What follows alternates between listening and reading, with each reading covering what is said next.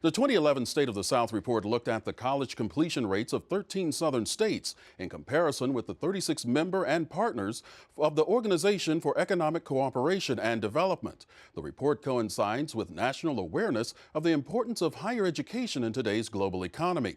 David Dodson, the president of MDC, which compiled the report, recently stopped by our studios to discuss the results.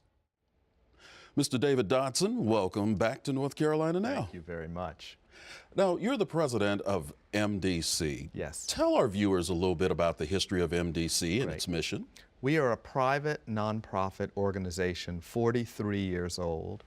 We grew out of the North Carolina Fund, which was Terry Sanford's great experiment, successful, to help North Carolina wrestle with poverty, with the structural foundations of poverty back in the 1960s. Several organizations were created out of that effort to continue that work.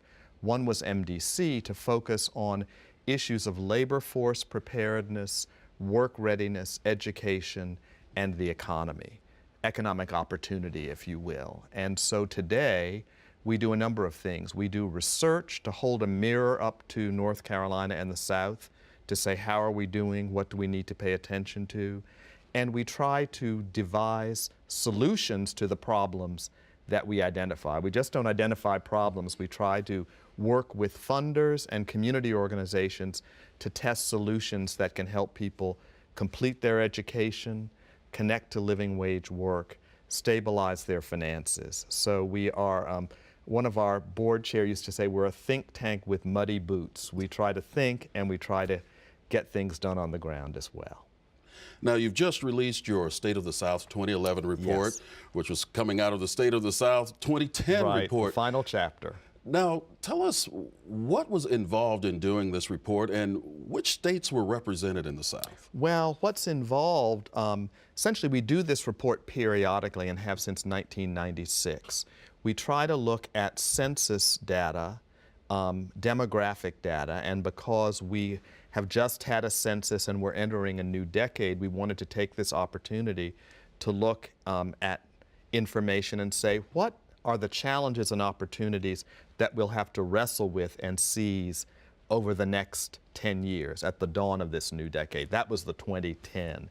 And we released this in a serial form. The last chapter is the one that we're talking about here. We look at all the states from Virginia down to Florida and across to Texas, including the coastal states and the inland states, the traditional South. And we look at those states because historically that's where much of America's poverty has been located. We said we were a child of the North Carolina Fund, so poverty and poverty alleviation is always a focus for us. But in the late part of the 20th century, this historically poor region became America's economic engine. So we're interested in how we can keep that forward movement going now that we're in the 21st century. And given that we're in the middle of or exiting the Great Recession, we were particularly curious to see if we had lost ground because of this disruption and what it would take to continue the progress we have enjoyed for most of the last 25, 30 years. So how do you determine the demographics of the southern region? Well, we look a lot at census data and we break it down. We deconstruct it to look at age cohorts and then to look at race and gender. And one of the interesting things when you do that for the South today is the makeup of the population is very different for the elders in our society than it is for the very young.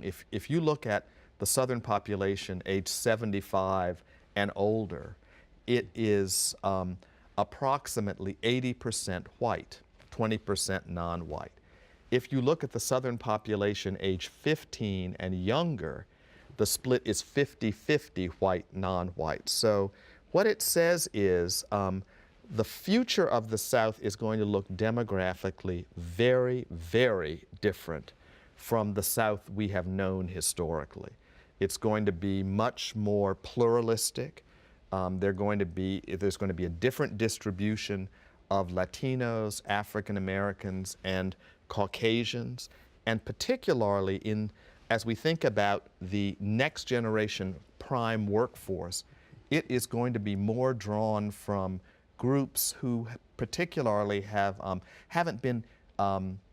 succeeded as well historically in the workforce as have the Caucasian population. So we're going to have to wrestle with getting whole new groups of people ready to assume a constructive place in the workplace just by virtue of the change in the demographics. Some people say we are becoming, it's the graying and the browning of the South simultaneously.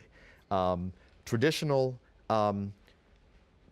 populations are aging, and the mix is getting browner as we look at the distribution of the population, which is a huge set of opportunities, but it does mean we'll have to change business as usual. Let's look at North Carolina. Yes. As far as its efforts in trying to improve itself economically, Yes. educationally. Yeah. Where do we stand in the South? We are a great success story, in part, in large measure, because of far-sighted investments that were taken in generations before to maintain our strong investments in education, our four-year public universities, our community college system, in rethinking how to make excellent public schools available to everyone, and in helping our economy make a transition from tobacco and textiles to more knowledge-based industries. We're really a lighthouse for the South, and we've prospered as a result. Now the question comes, in a time of turbulence, can we stay the course? We know what kind of investments pay off, and they are investments in making sure everybody has the skills and credentials to unlock living wage work. If we can do that, if we can prepare people to earn at a level that will allow them to support themselves and their families, we've found the key that can unlock prosperity. But if we don't do that for these new demographic groups that I've talked about, we are going to be shooting ourselves in the foot. So the nice thing about North Carolina is we've had success, and if we examine what got us to be successful, the answer has a big E on it. It's education, it's credentialing of everyone to do globally competitive work. Now, if folks want to find out more about the State of the South 2011 report, what can they do? They can go to the MDC website, www.mdcinc.org. They can download it for free, and we'd love to have them do that, discuss it with us, and share it with their friends. And of course, more information there where we were not able to get into this conversation. But David Dodson, president of MDC, thank you so very much for stopping by and sharing the information with us. Thank you very much.